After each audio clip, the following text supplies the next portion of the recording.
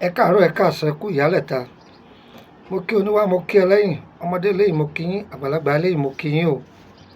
Àní rí ń gbé sọnù bí ò ṣe bí ọmọ. Ọyá kẹ wá nǹkan fìdílé àbí kẹ fìdílé nǹkan kájọ kẹ́kọ̀ọ́ lórí dúkìá Ọlọ́run yìí. Ewé tẹ̀ ń wò yìí orúkọ rẹ̀ a máa jẹ́ òrúwọ. Òrúwọ jẹ́ ewé tó korò gan, tó sì jẹ́ pé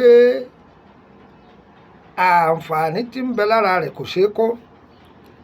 Àwọn àgbàlagbà Yorùbá wọn a máa lo ewé rẹ̀, wọn a máa lo egbò rẹ̀, wọn a máa lo èpo rẹ̀.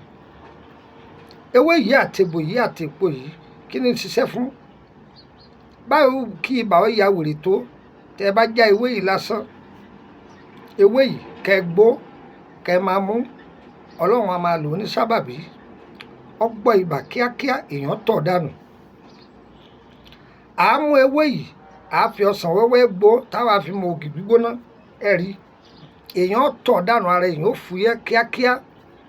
Ewé yìí à á mú, à á sè é.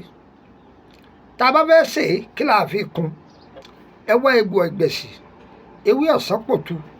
Ṣe rí eléyìí ohun tó wúlò fún ni pé ẹlòmíì ọ̀sẹ̀ọ̀sẹ̀ ní máa sì kí, pàápàá jùlọ ẹ̀yin tó yẹ pé ẹ̀fọn ò gbúdọ̀ jẹ yín, ẹ ní màléríà, ẹ lọ ṣiṣẹ́ yìí. Ewé òrúwọ, egbò ẹ̀gbẹ̀sì, egbòogi kan ní jẹ́ bẹ́ẹ̀ o, ẹ̀gbẹ̀sì ní jẹ́, mi mọ̀ bẹ́ẹ̀ ti pè lọ́dọ̀ yín. Kẹ wá wá ewé ọ̀sán pòtu, ewé ọ̀sán pòtu mẹ́tẹ̀ẹ̀ta yẹn ẹ sè é, omi ògì ní kẹ́ fi sè é, kẹ máa mú tọ̀sán tòru. Kòkòrò ẹ má wo tòrúwọ o, kòkòrò ẹ máa mú. Ẹ ní ibà ò ní máa dúró sí yín lára. Ọmọ kékeré lò, àgbàlagbà lò, olóyún lò, ọ̀dọ́ lò, yọ̀bà wa lára mu. Orúkọ mi ni Lukman ọmọ Ayédáre, lẹ́ẹ̀kan sí bàbá ọgbọ́n ọmọ ọ̀dọ̀ àgbà. Bá dijọ́ mi á tún máa tẹ̀síwájú lórí ọ̀rọ̀ òrúwọ.